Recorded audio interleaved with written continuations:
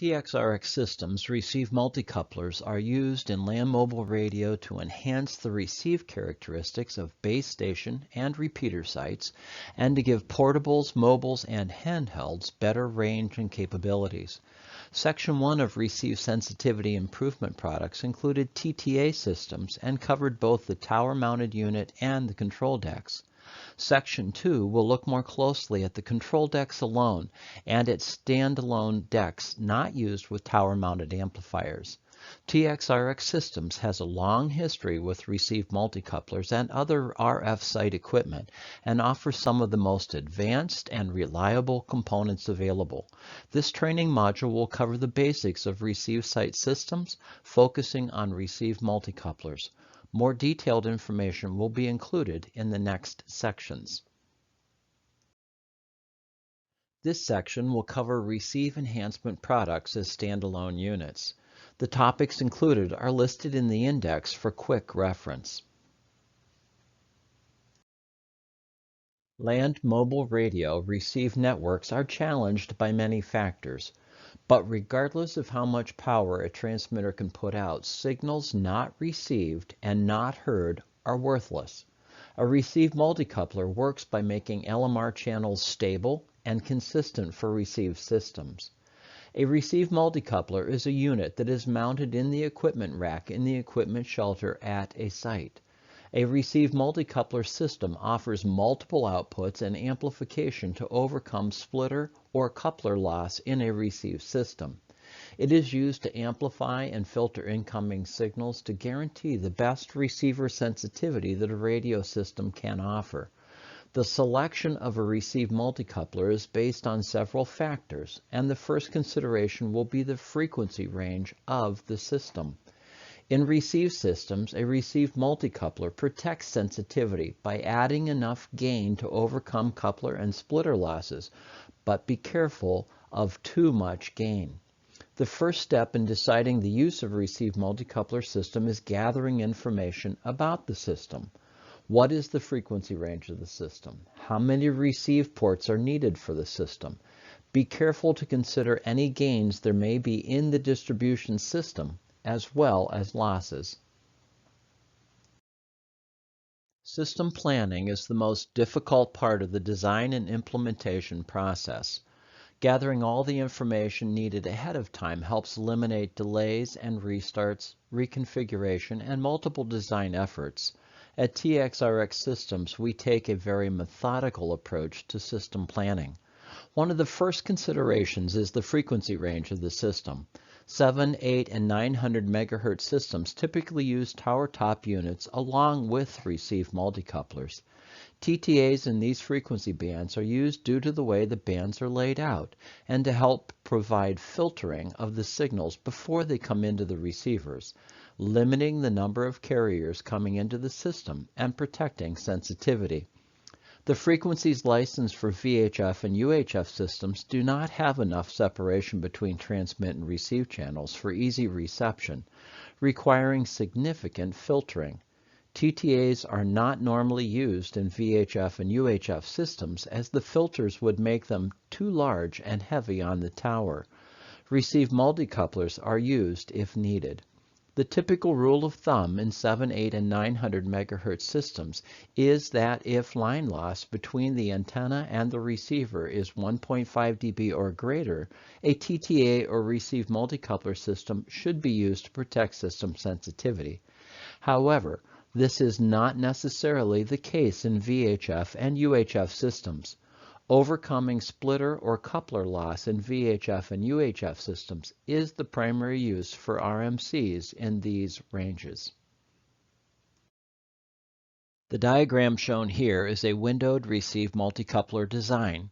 The output of the antenna feeds directly into a bandpass filter, keeping unwanted signals from reaching the receivers. The system includes a 30 dB sampler for the technician's use in monitoring incoming signals. The narrowed signal range is then sent through the in-system amplifiers and finally through the splitter and onto the individual receivers. A receive multicoupler is added to the system design to overcome splitter and filter loss. A single bandpass filter was used, but depending on the spacing of both transmit and receive channels in some bands, more filtering may be needed.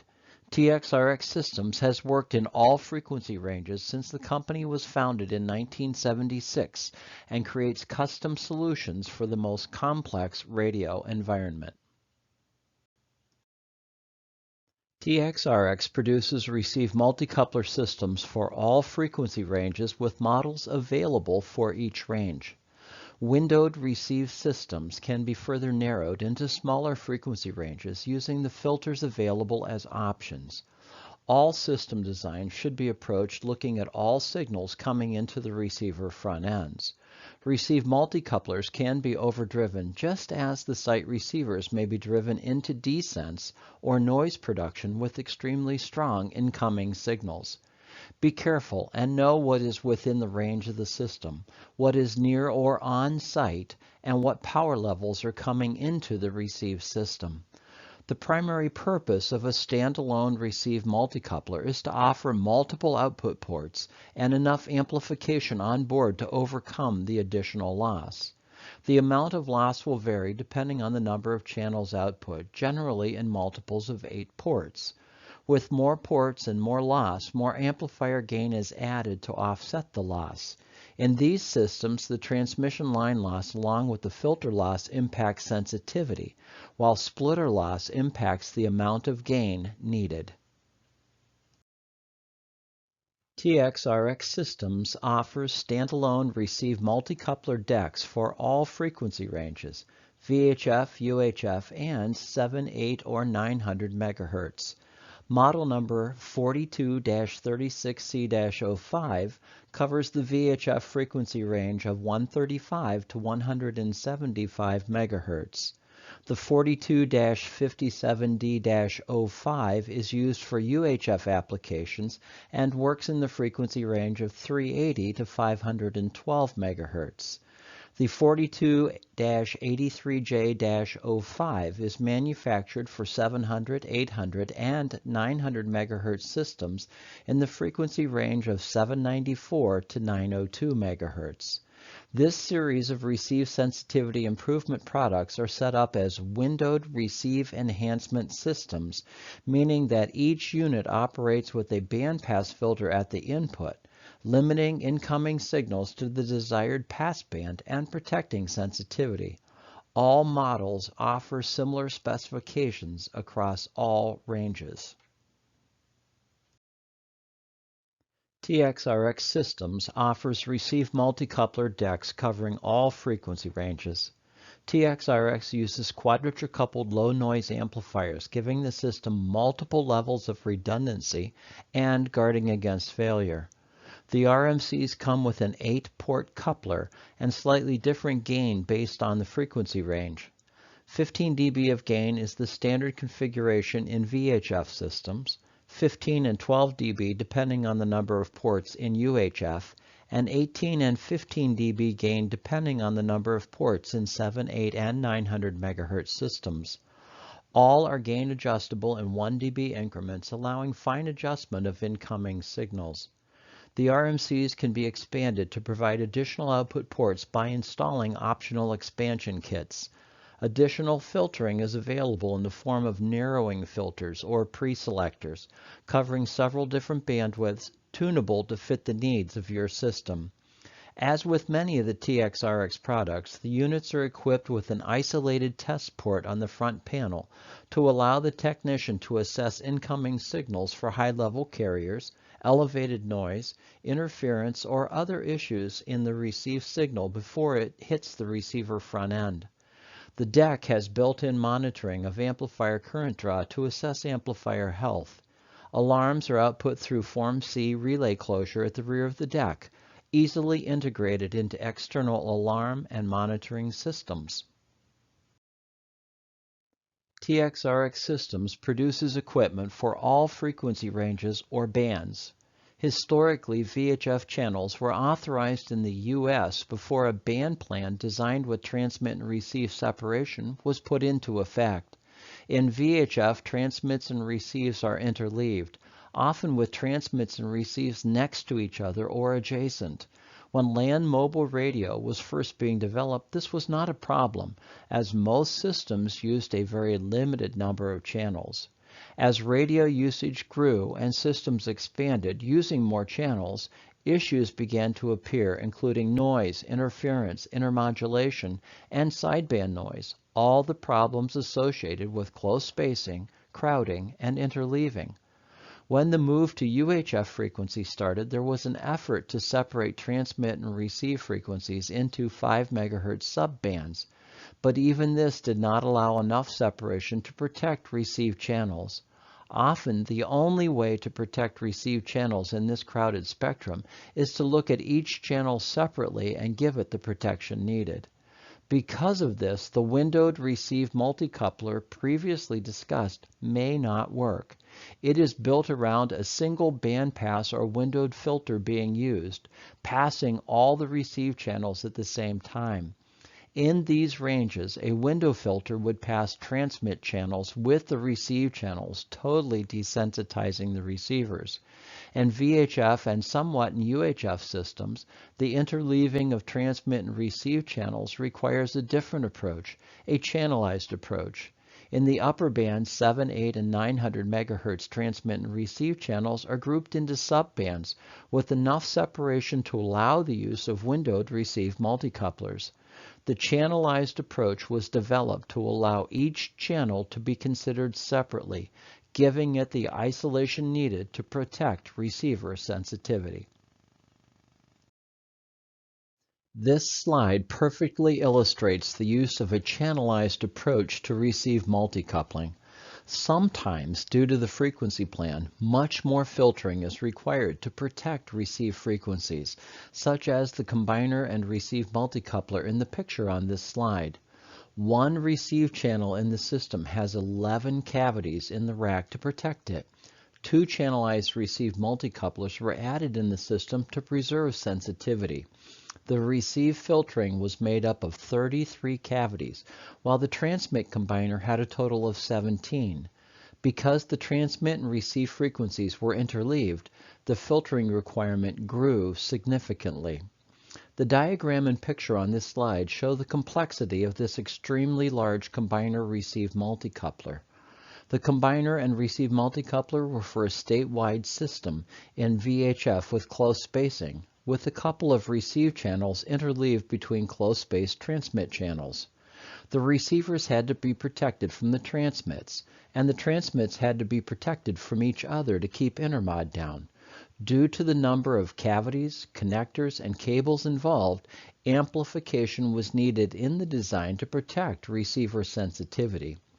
Receive multicouplers come in many shapes and sizes, and this one came in size huge. TXRX has the experience and ability to handle all transmit combining and receive multicoupler needs, regardless of complexity. Channelized receive multicouplers from TXRX come in a large variety of configurable models covering VHF and UHF systems. Each mounting deck can have between 1 and 4 amplifiers mounted on it in any combination of VHF and UHF amplifiers. The part number breaks down the number of amplifiers, their frequency ranges, and the operating voltage for the unit. Using the model number on the slide, the 42-XXXX-05-X, the first series of 4 X's designate how many amplifiers and their frequency range. If there were 1 alpha character, it would signify 1 amp, 2 characters, 2 amps, and so on. If the characters were 4 V's, it would specify a deck with 4 VHF amplifiers. If the model number were 4 U's, the unit would ship with 4 UHF amplifiers. Amplifiers can be mixed in VHF and UHF ranges up to 4. As shown, the 42-UU-VV-0548 would be a deck with 2 VHF and 2 UHF amplifiers operating at 48 volts DC. Just as in the windowed receive multicoupler systems, the specifications for the channelized receive multicouplers are the best available. All units use high-quality LNAs, low-noise amplifiers, adding as little additional noise as possible and maintaining sensitivity. The amplifiers are quadrature coupled, giving redundancy and backup to prevent system failure. Each amplifier has 15 dB of gain and full range of adjustment using the onboard step attenuators. As defined, each deck can have between a single and 4 amplifiers mounted from either VHF or UHF range to allow a great deal of customization. All units come with a test port to allow the technician to set up and troubleshoot systems as needed. Receive systems are designed for maximum sensitivity, and there are several ways to protect that sensitivity. Many times we think that sensitivity is made better by more amplification, more signal power, and to some extent that is true. But we can also cause problems for receivers by adding too much amplification. Let's start with what is coming into the receiver. While planning or designing a system, the engineer or technician must be careful when using amplification. Highly congested areas may already have high signal levels from other licensed systems which will come directly into our receivers. Adding an amplifier to that system will not improve performance, and it will probably make it worse. Be careful when planning for a system to know what other signals are on site or nearby high-level signals right next to our LMR receives. Extra filtering will be needed in those situations. Some installations appear to be no-brainers, such as putting antennas on top of buildings, water towers, and existing towers already loaded with multiple antennas and multiple systems. Building tops can be particularly treacherous due to many antennas mounted at the same height, looking directly at each other, resulting in little or no vertical isolation. Often the highest signal levels seen by the system receivers are the system's own transmitters. The more work that goes into system planning ahead of time, the less cleanup work will be required after installation. If you are not sure what to look for or how to do it, give TXRX a call at the number listed at the end of this presentation. As we have discussed, land mobile radio is a constant battle on the receive side. Base station transmitters and repeater sites are big amplifiers and have the power in the system. Receivers do not. Receive systems are noise limited, and the subscribers in the system are power limited compared to the larger system transmitters. Several conditions limit land mobile radio and all radio communications, including free space path loss, the loss created by the distance between transmit and receive antennas. Almost everything produces RF noise of one type or another, from our phones to toys and computers to industrial and manufacturing methods, garage door openers, and other remotely controlled devices. Receivers produce noise as the signals enter and go through.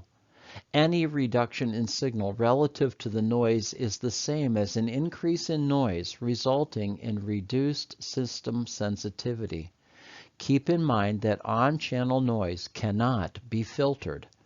The use of a receiver multicoupler in systems not needing TTAs helps overcome the increase in noise and the loss of sensitivity.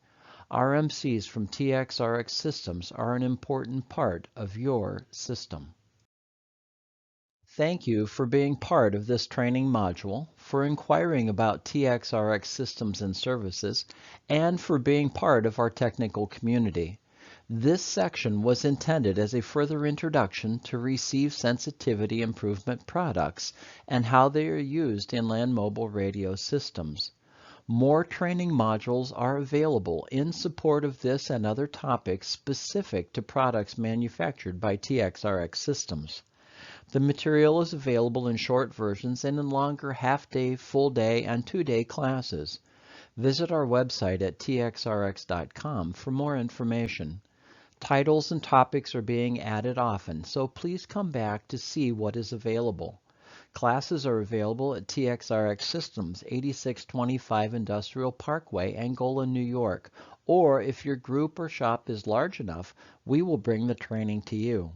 Please call 716-549-4700 to discuss fees and scheduling.